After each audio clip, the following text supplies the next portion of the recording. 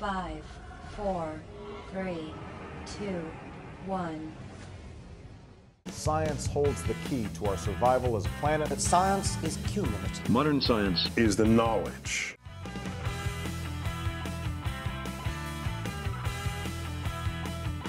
Hi, and welcome to the podcast. My name's Ali, and this is Science Overdose. If you haven't been living in a cave for the past week, you should know a ninth planet has been discovered. And we'll talk about it towards the end of our podcast, saving the best for last. So, the top headlines this week. A new study provided evidence on the benefits of using stand-height desk in classrooms. The test, performed by Dr. Ranjana Mehta, conducted on high school freshman students, was performed twice, once at the beginning of their academic year and once towards the end. The test was divided into 4 distinct computerized tests. It was designed to assess executive functions, which are skills that we use to analyze tasks and break them into steps, remembering them until they are completed. And because these functions are regulated in the frontal regions of the brain, biosensors were placed on the students' foreheads during the test. The research concluded that the use of standing desks improved neurocognitive functions, which proved to teachers that students performed and behaved much better when they were standing on desks. A thin film is being developed by chemical engineers at the University of Michigan that could help patients get follow-up treatment without disturbing their lives. Because, as every cancer patient probably knows, you still have to go in for testing every once in a while following your treatment. The detection process of this film is based on circular polarization, similar to polarized sunglasses, which is the linear version of polarization. So, instead of polarizing light in 2 dimensions, circular polarization coils light in 3-dimensional helix shapes that has the ability to spin clockwise or anti-clockwise.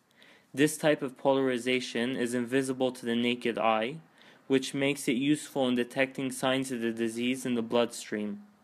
It identifies biomarkers, DNA and protein pieces, that are found in the early stages of cancer.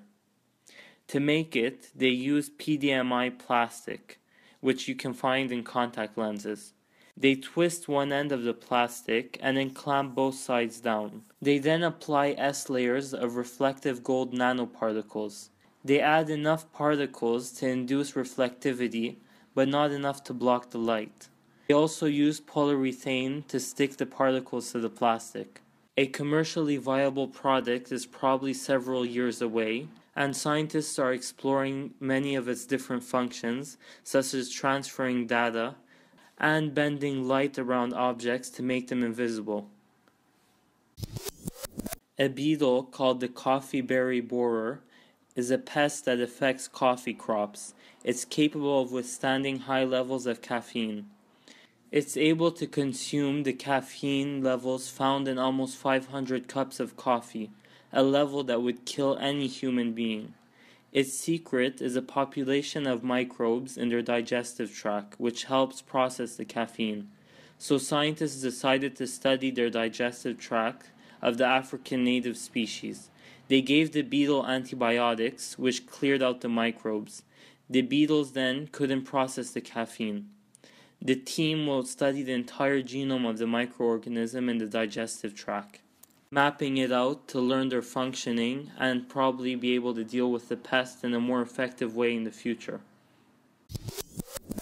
A couple 100,000 years after the Big Bang, the universe was so hot that matter was ionized. 380,000 years later, the universe cooled down enough for matter to become neutral and give us clouds of helium and hydrogen.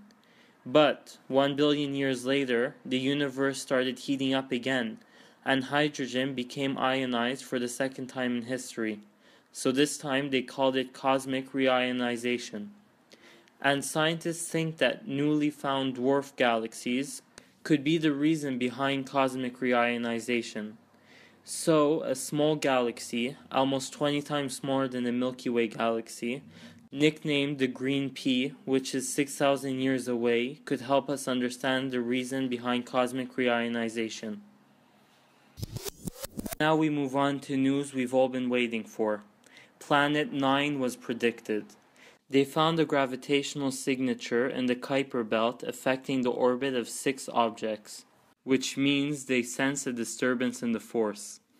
I felt a great disturbance in the force, as if millions of voices suddenly cried out in terror and were suddenly silenced. I fear something terrible has happened. And if the planet is discovered, there won't be any Pluto-style debate as to if it's to be considered a planet or not. Because if you haven't been keeping up with the news, in 2006, Pluto was removed from the category of planets and placed into the dwarf planet category. Planet 9 is 10 times more massive as Earth and 5,000 times bigger than Pluto and billions of miles farther away. The planet is so distant that it could take a mind-blowing 20,000 years to orbit the Sun. The scientists based their predictions on mathematical and computer modeling and hope to discover the planet within the next 5 years. A world this massive is very likely to be covered by a dense atmosphere of hydrogen and helium. Therefore, it is more likely to be on the low end of ice giant worlds rather than a high-end rocky planet. But what does this mean for the status of our solar system? Our solar system has been pretty peculiar in comparison to other planetary systems around cool stars, as most of them seem to have at least one world with a mass between that of Earth and Neptune. If this planet is added to our system, the solar system will be considered just like an ordinary planetary system. The second question that pops up is, could it be habitable?